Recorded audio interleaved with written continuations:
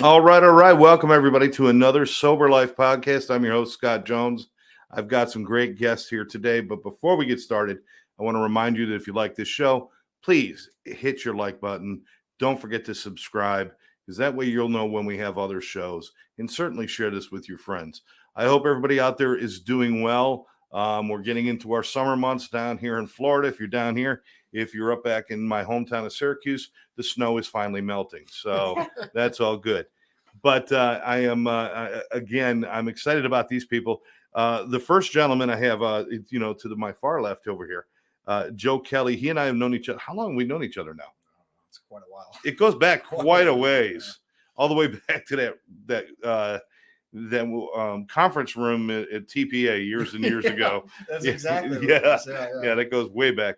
But this is Joe Kelley. He is the co-founder of Obtaining Mastery. He has his own book. He's an author. He's a public speaker. He's an influencer. He's a motivator. He's kind of a nice guy most of the time. What is the name of your book again? Badge Bars to Beyond. Badge Bars to Beyond. And it's a story about his life as a police officer and going through addiction and changing his life and doing all that good stuff. You can pick it up on Amazon. We'll talk more about that later. And don't hold it against him that he's from Boston area. Don't hold it against him. My other guest I just met recently. We've done some training together and gotten to know your people very well. You got great people around you. This is Georgina Felix. You are the president of Local 3140, which is a CWA union. What exactly is CWA? It's Communications Workers of America. It is a national union that supports, we have telecom, we have public sectors, we got the airline division, and I represent the airline division.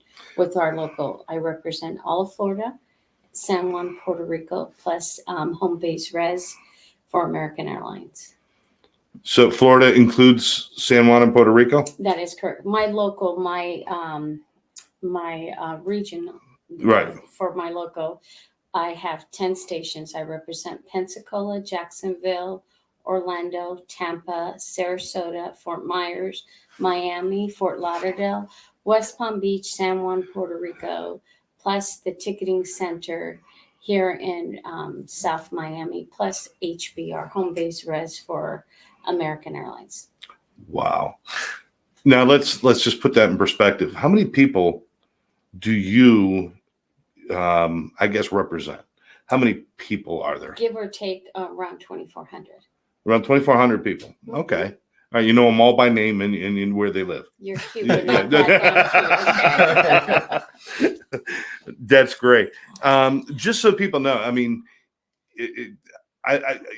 a lot of people out there still don't understand quite what unions do or how they represent their people, or more importantly, what you would be doing.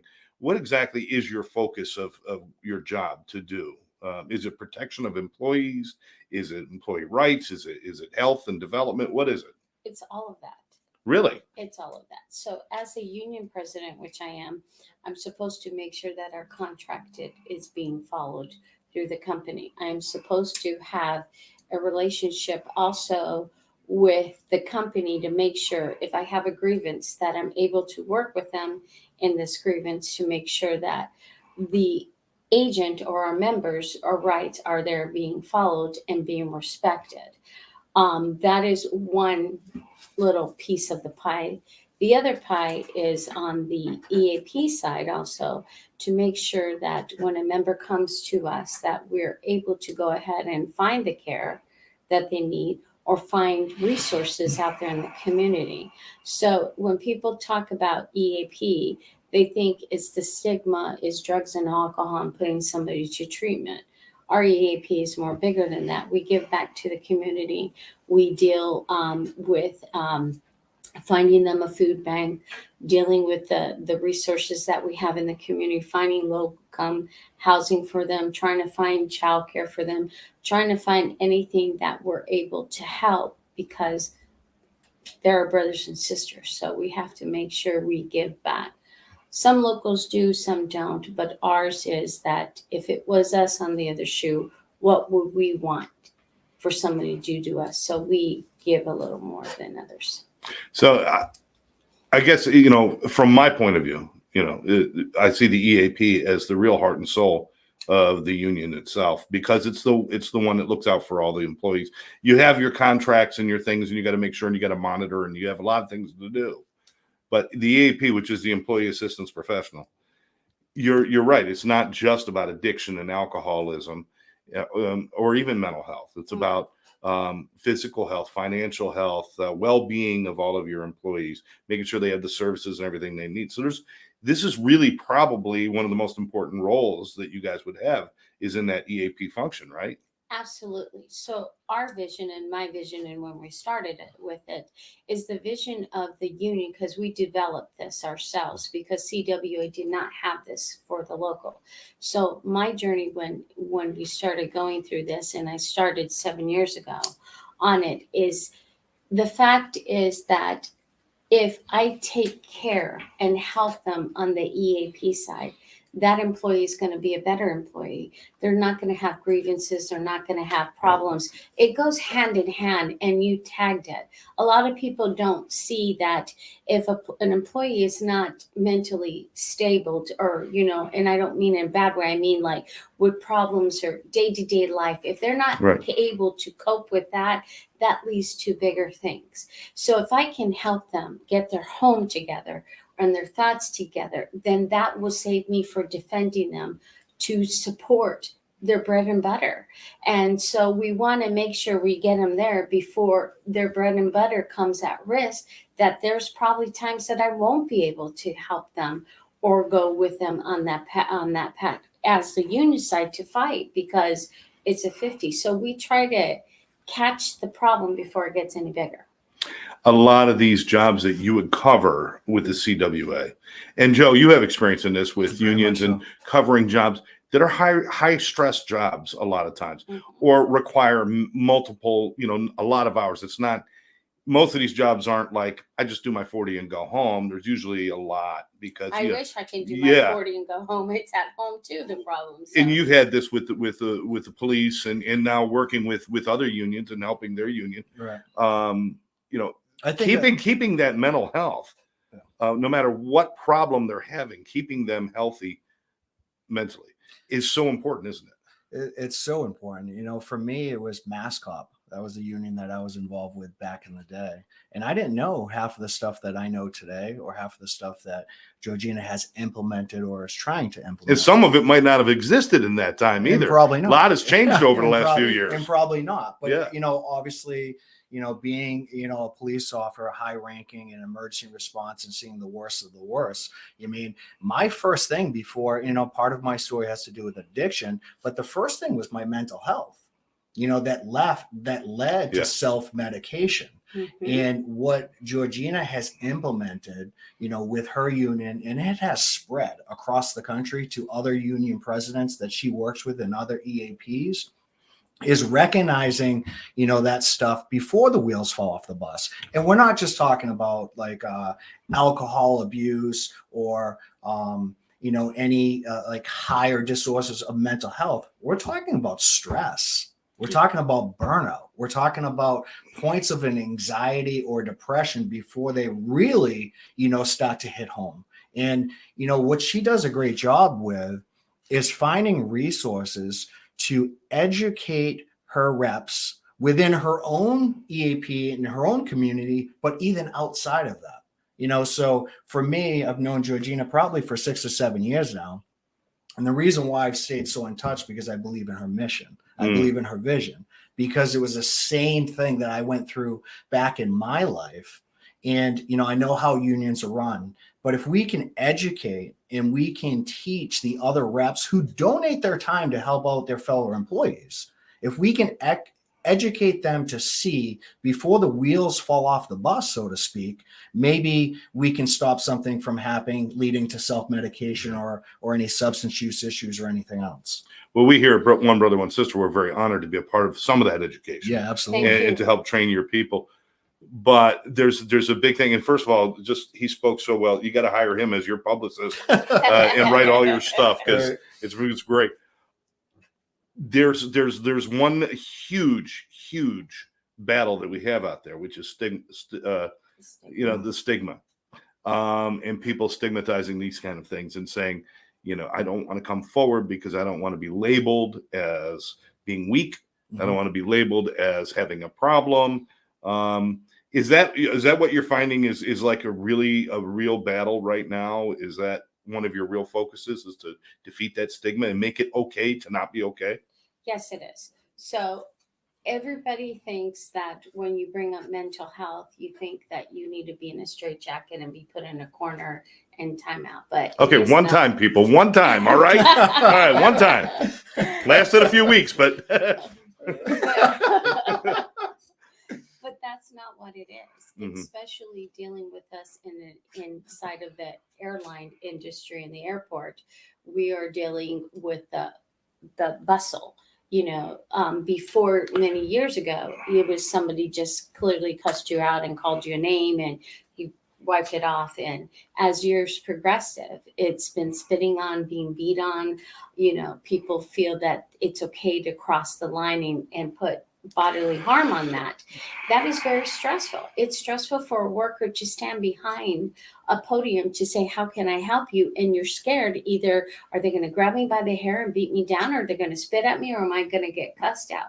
This is the stress that we do on a day-to-day basis on the airport with how society has changed. And I'd love to add to that too. Yeah. It is the fact, Scott, is that's the big thing right now is with mental health and working with all of Georgina's members and other members across the country and even people outside of the unions is what is mental health? Most people's description of what mental health is exactly what Georgina said. Part of my talk at LAP this year as the keynote speaker is that mental health paradigm shift of what mental health is. Me and my wife have been for years trying to break the stigma of what it is, because it's not that person. Really hold up a mirror. It's that person, because we all go through stuff. I don't care who you are, how much money you make, what job you have, or anything else. Life is life, and we're all going to go through it. So it's how we handle those different situations and the resources that we have. But what plays into all that is a lot of the stuff that me and my wife do outside of just speaking with somebody. It's, self-care. It's nutrition. Yeah. It's what are you doing to protect your mind? What are you doing for personal development? How are you getting rid of your limited beliefs? How are you moving the needle to become the person that you want to become? It's a lot of different stuff that plays into your mental health.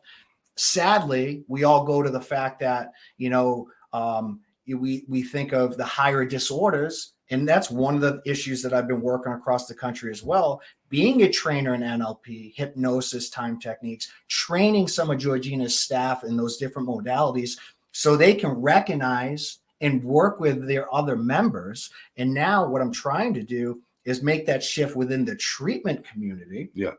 Because if you have somebody that is like yourself, me or Georgina, and we're dealing with any stress, burnout, this and that, because we will. It just hopefully doesn't get to the point where we need to take a timeout, but we all need timeouts called vacations, right? Right. But some, when the wheels start to get and there's a lot of stuff, they need that time away.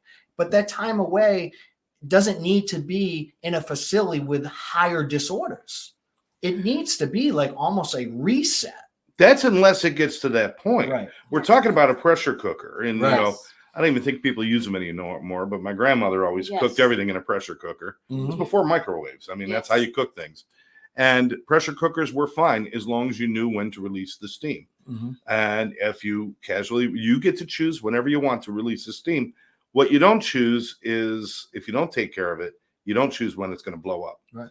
And that's us. Everyone releases steam differently. If we release our steam, if we do self-care and learn to say things out loud without shame and fear, then we don't have to reach that point of explosion. Then we're not talking about, the rubber rooms and riding home with non-toxic Grailicrans. We're not talking about that anymore. We're just talking about, and it might not even need a big vacation. Maybe it's a walk in the park on a Saturday just to reset yourself. But you've got to do the self-care for that to happen. If you don't, you end up with these extremes. Now, you're right. You work in an airport. You walk the beat as a cop, and cops aren't always popular. No. Not always. No. There's times when you're better than other times, but there's certain times when everybody hates police. Right. But the airports, you're right. It has become the place where people are like, I got to go to the airport. I don't want to go to the airport. I hate the lines. I hate this. I hate that. It's not like anybody says, hey, let's go to the airport and have some fun. That's got to wear on your people day after day. Are you putting things in place so that they can relieve that stress, talk to people, do those things? We're trying. Yeah. You know what I'm saying? We are trying. I speak with my local management, and when they need the timeout, we have talked. But the problem is knowledge is power, and it's the key. And it's trying to get out there and, Yes. and let them know that the tools, it takes 5 minutes, do a 30-second breathing technique before you call the next person on there. Get rid of the vibe that passenger just did to you before you next. But it's very hard, because if you really look, our agents, our members at the airport, the ones at the ticket counter are the first ones that get slammed. So whatever happened before they got there, they're running late, they didn't pack, they missed the passport, everything is rushing in there. By the time they get to us, they're already a ticking bomb. So with everything that happened outside of that airport door coming in, and then when you walk in and you get, hello, TSA is down 3 miles. Everybody being rude. You can't get in. You're going to miss your flight. You didn't calculate correctly. Your kids are crying. By the time they get, it's a ticking bomb. So either they blow up at the ticket counter, or when they get through TSA, and there are another ones that get the rap that they piss people off. And by the time they get to the gate, there's nowhere really to sit. They only limited the seats, and the flight has 150 people on that. You don't have 150 seats at that gate area. People are standing and going through. It's just a constant thing. You get a bad. I don't know why. Listen, I'm at home, and at least once a month I have my internet go out on me. Yeah. Sometimes it's out for 5 minutes. Sometimes it's out for 5 hours.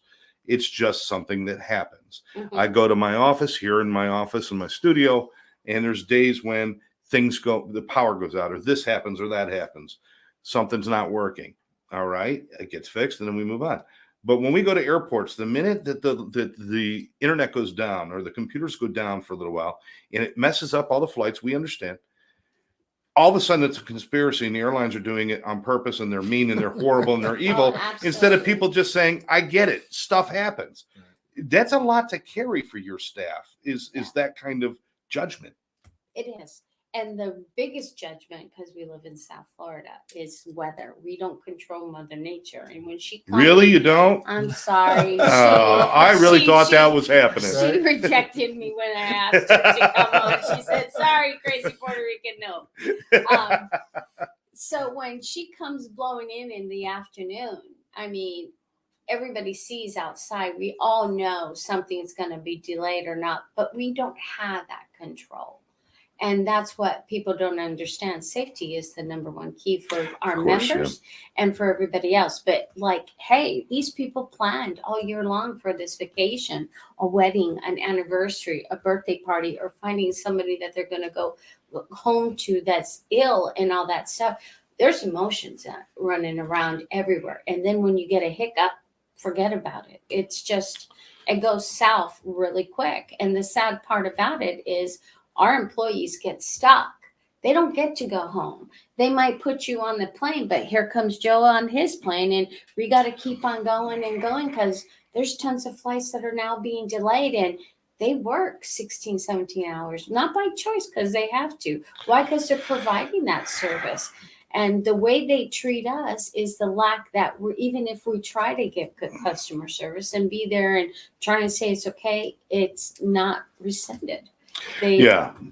I mean, I imagine it's probably the rarity when somebody is understanding and nice, as opposed to when people are pounding their fists and demanding something. Exactly.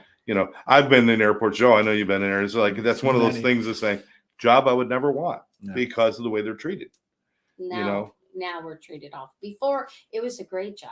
What was more exciting to work at an airline? Yeah, that's true. And be somebody's memory they just got married. You're the person that checked them in and you're wishing them well and on their thing. I mean, what exciting moment is to be part of somebody's journey, even though they're not going to remember, but you're going to remember, hey, how nice, look at, they're going to Hawaii for their anniversary or their honeymoon, and just think, and then you reminisce in your own memory when it was your first anniversary and your stuff, and you're giving that person that calm and that peace, like enjoy yourself. But now it isn't. Now you have to worry about it. You duck or run. You know what I'm saying? It's really sad. I'm sitting here and thinking, Scott, this is where my mind goes, is like, we're talking about members or people that help with self-care. And I'm thinking about the airport. I'm like, the world could use more self-care. Oh, there. You know what I mean? Oh, good Lord. yeah. Yes. I mean, and I think we all know that, but it's actually knowing and doing are two different things. Absolutely. Now, this is what she's describing is this day after day thing and hour after hour thing, and it's not like, 8-hour shift and, it's usually longer shifts and it's just a bombardment. Mm-hmm. When something goes wrong, it's hour, minute after minute of being bombarded. This is almost like cumulative trauma, isn't it? Yeah. I deal with a lot of her members, and it's always the same thing. It comes down to, de-escalation. You know what I mean? Mm-hmm. It comes down to how to speak, not taking things personal, but it always goes back to self-care, because you can't regulate yourself if you're not taking care of yourself. And there's different ways and different tricks in order to regulate your emotions, especially in crisis situations or in situations where your emotions are all out of whack. There's different things that you can do with your team. If I'm a member and I'm seeing that Georgina is getting highly escalated because maybe she has stuff going on at home, maybe she has whatever may be going on. It is my job as her teammate to go over and tap her out before the situation gets even more escalated and to take over. There's a lot of different things that you can do. Georgina talked about just simply breathing. Yeah. Let me tell you what, like when I'm highly agitated or anything else, if I go sit in my car, or even if I just walk out and breathe and take deep breaths for about 30 seconds to a minute, it changes a lot.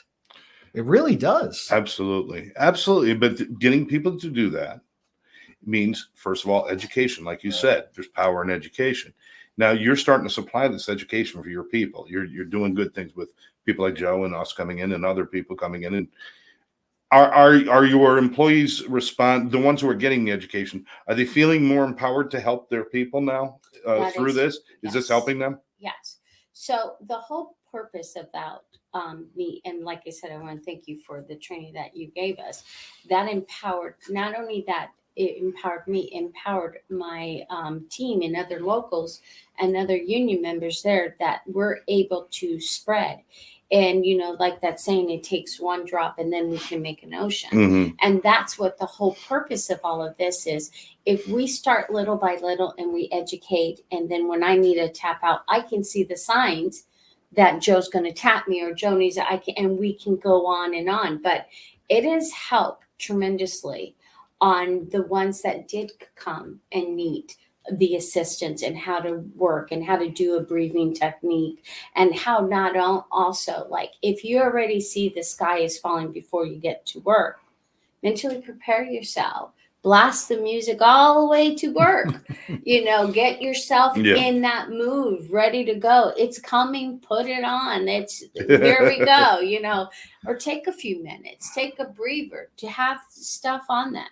Have your earpiece ready, so when this one is going, you go around the high, blast the music. Music therapy is great if they don't know how to do a breathing treatment, or they don't want to feel like in front of somebody else because they're even embarrassed to even take that. You know what I'm saying? So we did not put the stigma in mental health. We put the stigma in our actions. So somebody will make fun of somebody else when they're taking that one-on-one time to go ahead and take it. Or somebody in faith takes a few minutes to go pray a little bit and ask Jesus to take the wheel because they're going to lose it here.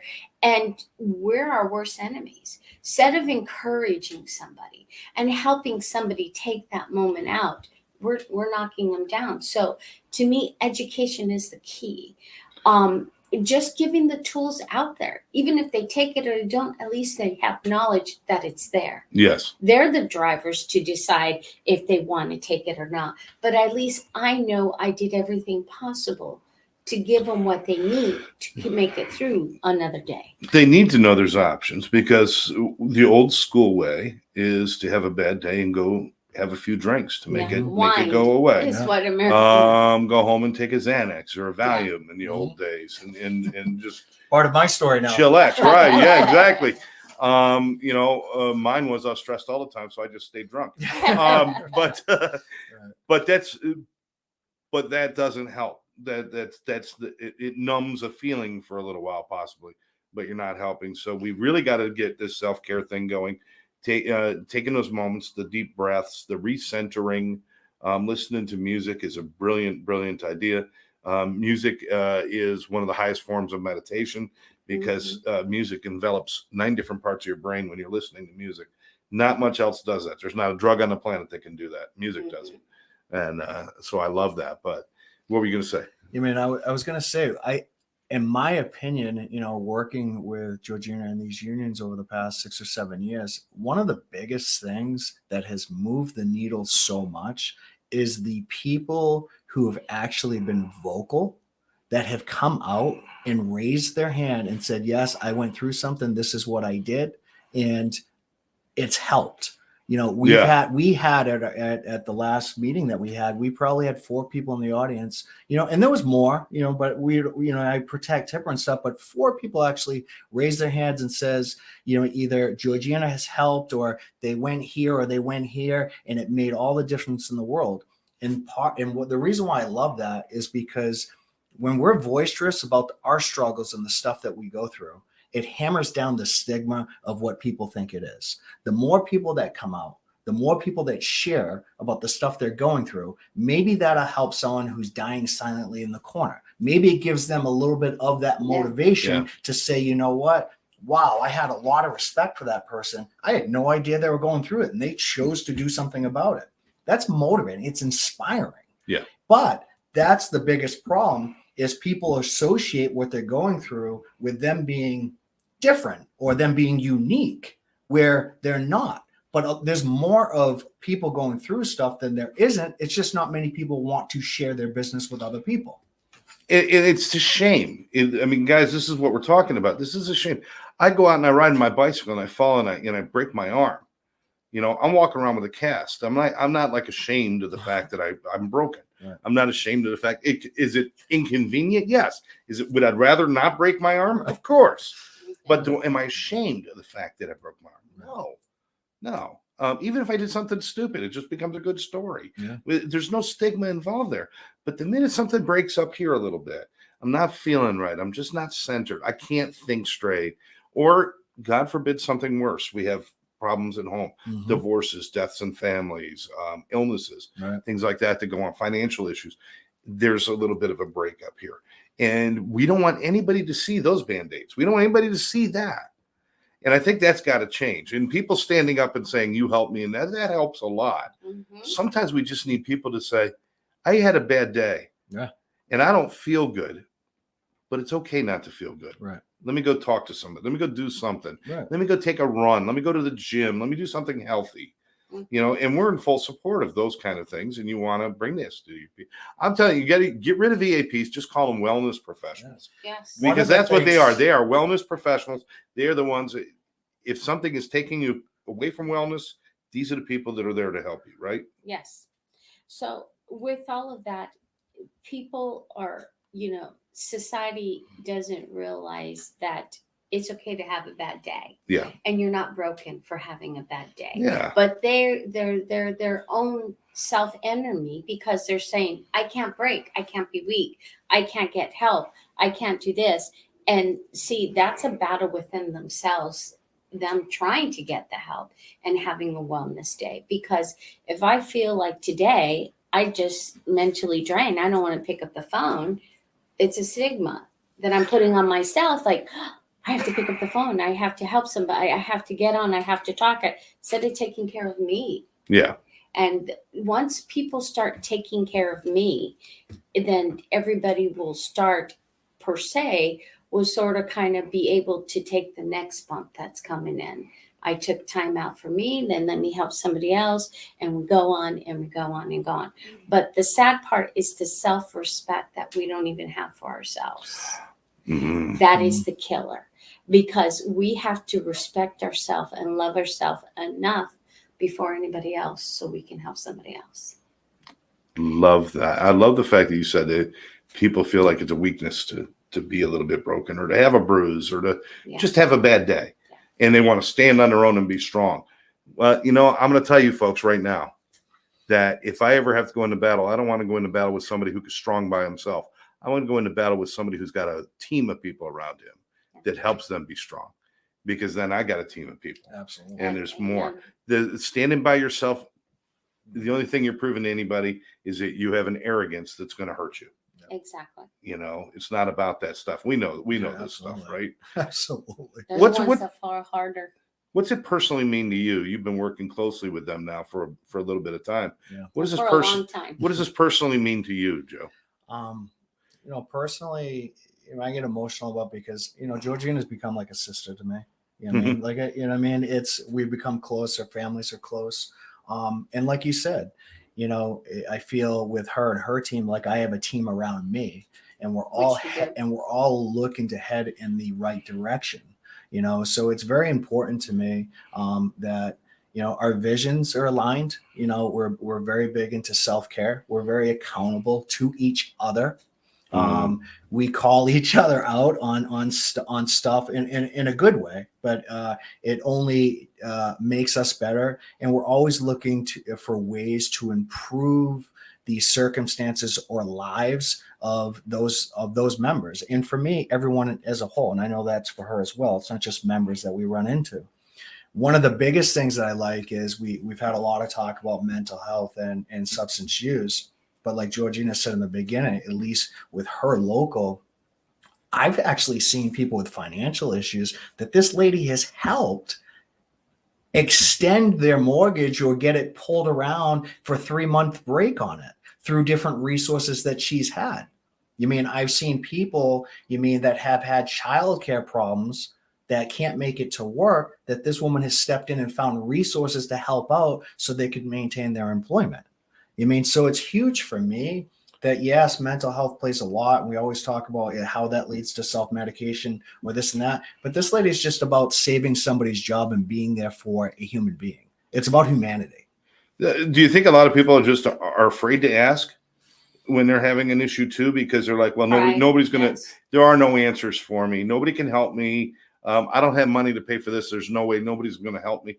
They don't even know how many services are out there. I mean, there should always be more. We're always going to agree on that. There should be more services. Absolutely. But there are plenty of services that people don't even know about.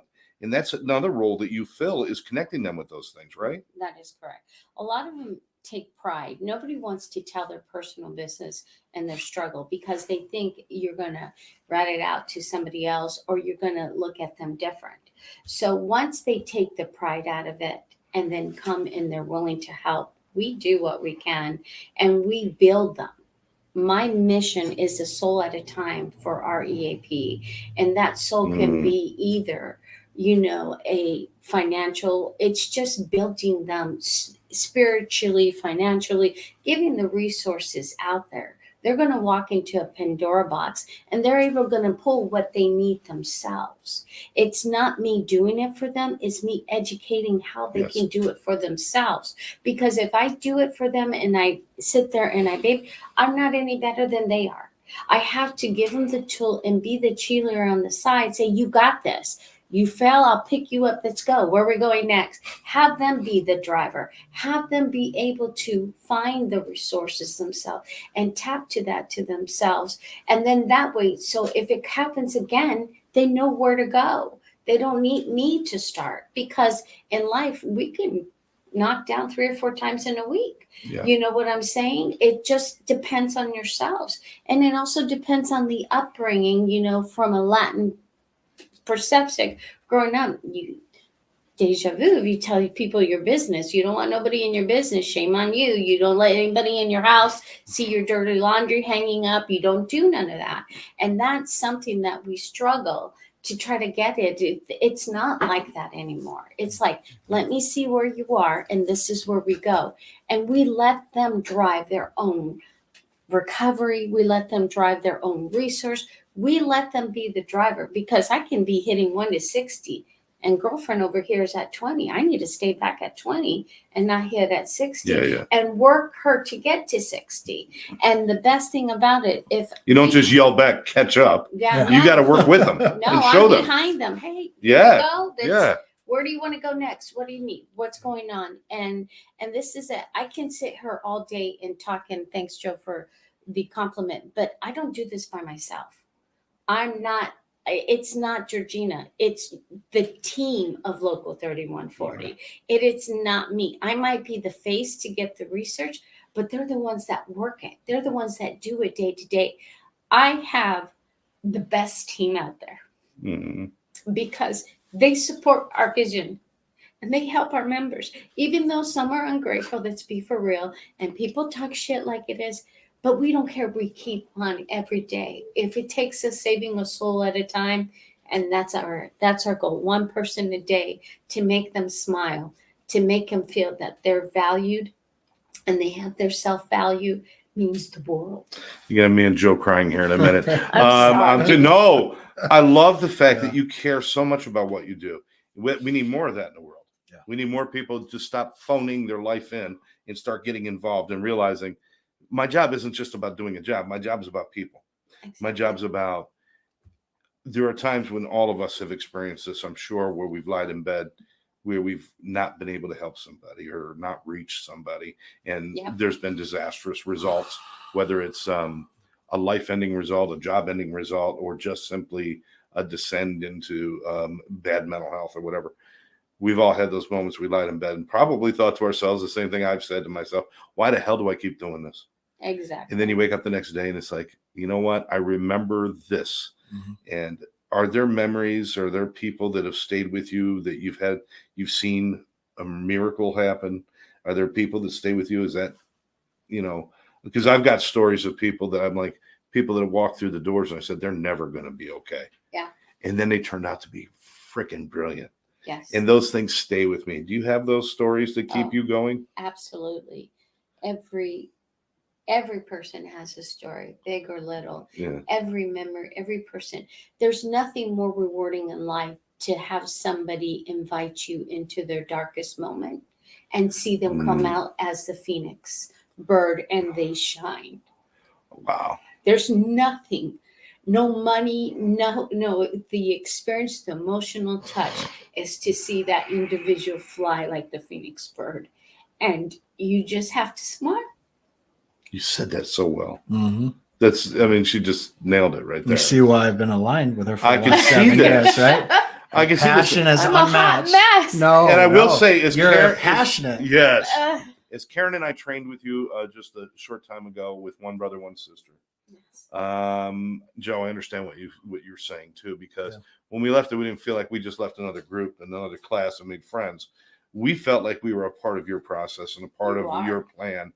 And it felt really good to be included in this group vision, this vision of, if we can all do this together, and to be able to, for One Brother, One Sister to be a small part of that, or more importantly, Karen and I to be a small part of that, we are so honored. We're so honored to know you and always to know you, Joe. And you've graduated from just Maritza's husband to being your own man. I'm kidding. You put that so she could. She would love that. Yeah, she would love that. No, you have had a drive, and I've seen you grow so much in the last 8 years or 9 years. So many things that you've done. I'm just honored to have you guys on the show. To talk about this stuff and to bring awareness to this. Yes. There are, and we're just talking about airline right now. There's other people that you represent.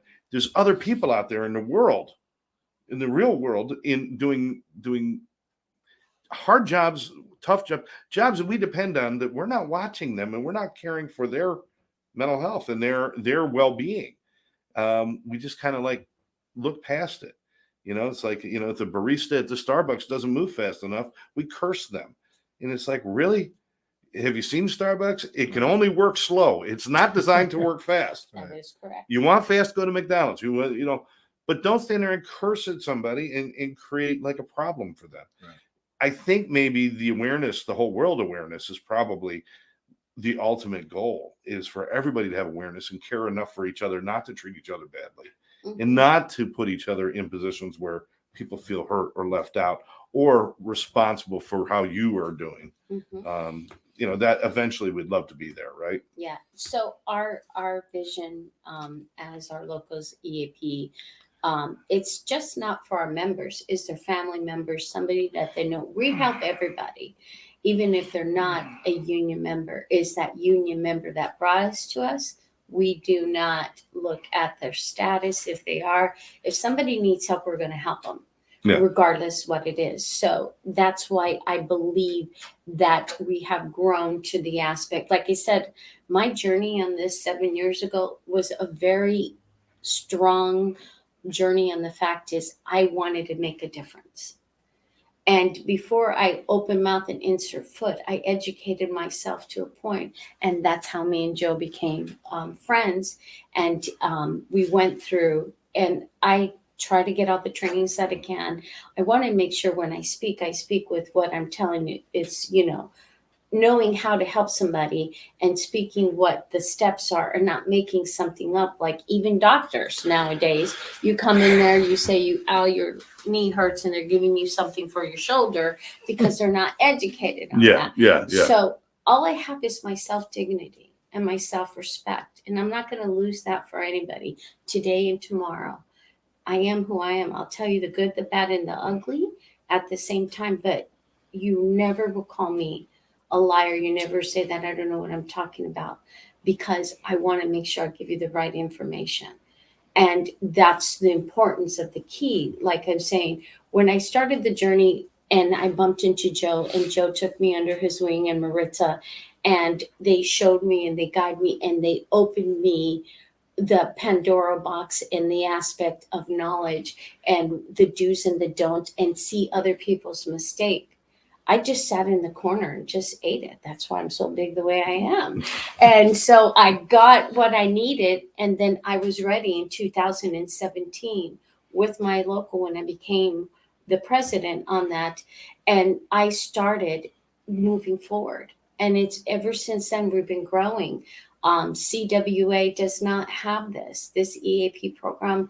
I developed it for my local, and I shared it with other presidents because I thought what's good for me, good for them, what my struggles are their struggles, how I can help you. Knowledge is power. And if you sit and you observe it all by yourself and not share with anybody else, you have no knowledge, because what you're going to learn from them on their mistakes or their triumphs, you're going to learn. A lesson is a blessing. A blessing is a lesson. So we need to make sure that we share and we get it. I have lots of local system-wide that come to the training that I've been a part of.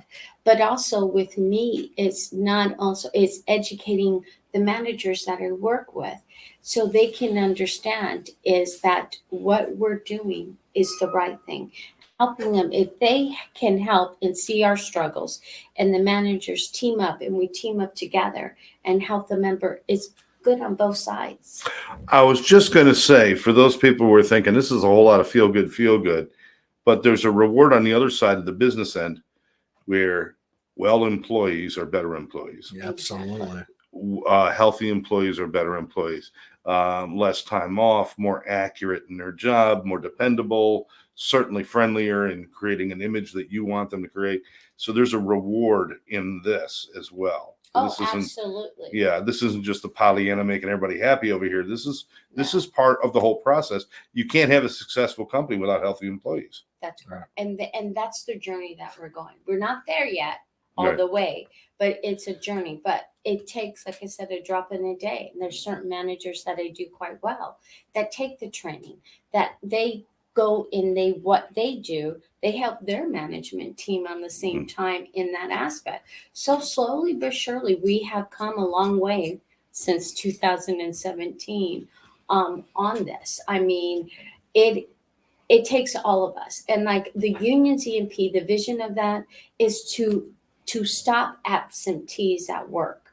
So that's why we try to get them in the beginning when they're struggling, so it doesn't cause a chaos at work for absentees or problems, or this disrespectful and don't follow the company policy, you can't cuss somebody out. But what got them to that point? Wow. Mental health starts it all, because when you're going on work burnout or anxiety or stress, and you're going through and nothing catches you, and you're not able to control that monster's hungry. It's going to go to alcohol, it's going to go to drugs, Yeah. it's going to go to sex addiction, it's going to go to abuse, it's going to go to everything under the sun, gambling, everything. We want to tame the beast before it grows a bunch of heads, and then it gets to a point that what we could have easily did, now we have to put them somewhere and they have to get it. And why have the family suffer when we could have tried to tame it in the beginning? And that's our goal, is to catch them. So it's not putting somebody in a treatment center for something, it's having a conversation. Are you okay today? How can I do that? Those are simple things. A smile to somebody will mean everything, because you don't know at home if her husband just beat her up and made her feel like the ugly duckling, and you give her a smile. You gave self-value to this individual. There's And a high probability in doing that. Yes. Yeah. correct. That by doing that, you won't need to put as many people in treatment That's anyway. correct. Because we're going to be dealing with Joe. I got to ask you, man. Mm. This has got to be a dream for you to be working with something like this, because this is all about who you are and what you believe. Right. So for yourself, your wife, obtaining mastery, this has got to be like a beautiful synergy for you. It is. I love the fact that we met a long time ago. I love her vision. And like she says, it's not just her. She has a fantastic team. I talk to all of them probably on a daily basis, at different airports and stuff. But, it goes back to our vision before. We opened up a wellness center in Parkland, right? That wellness center is all holistic, stuff, feel good stuff to help with different aging stuff, different body functions, different whatever, whether it's cryotherapy, infrared, it's all mindfulness type of stuff as well. So having the ability to work with them, for me, goes back to a long time ago. Is I'm very good and I love working with people one-on-one, but that's not my vision. My vision is working with a team that grows and grows and grows, because there's more of a ripple effect. You can have more of an impact on whatever it is you're trying to do by surrounding yourself accordingly. Like with yourself, Scott, and with you, Georgina, and your team. And there's going to be more and more. And yes, we don't always have to place people into treatment, but isn't it so amazing to have the ability and resources to deal with a member regardless of what they're going through, and ready to go with whatever they need? It's simply amazing. And the only way that comes is by surrounding yourself and keep growing your network and growing your network and growing your network. I don't care if it's a network with the dog pound. These people have dogs that need the dog to go somewhere if they need to go somewhere. It's having the resources, to be able to help out a member or anybody in general at any given point in time. A moment of depression, ladies and gentlemen, we can all have that. But without some sort of release of that depression, that moment can become, a few minutes, can become an hour. That could become a day, which can become weeks, which becomes a problem. Having people to go to talk to, being able to voice whatever's bothering you. That's really what it's all about. Georgina, it's such a pleasure. It was a lot of fun with your people, and I look forward to being back and spending more time with you guys. Joe, as always, man, great to see you. I'd love to have you back so we can spend some time. We'd really like to talk about your wellness center. Yeah. And, you can come back, or you can bring your wife and and let her do all the talking. That's up to you. It's really up to you. That sounds I like good. it either way, pal. Yeah. I like it either way. Yeah. I love that. Thank you. But both of you, thank you very much for all the work that you do, and certainly for your vision, and more importantly for your heart. And you definitely showed us that today, that you have the heart to do this. Thank you. All right. So all of you out there, thank you very much. If you want more information, certainly you can look up the information for Local 3140 CWA. Definitely look into obtaining mastery for Joe Kelley. And what was the name of the wellness center? OM, Center for Wellness. OM, OM. OM, OM, OM. They ran out of words. They just went with a sound. No, I know that's They go, OM. There it is. and there you go. But I'd put a whole lot of M's behind that. But yes, check that out. But we'll have Joe back out here again. But for now, I want to thank you very much for taking some time out of your day to spend some time listening to things about sober life and things about wellness. Hopefully that we're all a little bit more aware that taking a few minutes, taking care of yourself, doing a little bit of self-care can mean the world of difference in how your day, your life, and the rest of, and the people around you, how they're all affected. So make sure you guys do that. For now, again, Scott Jones, thanking our guests. We'll catch you next time right here on the Sober Life Podcast.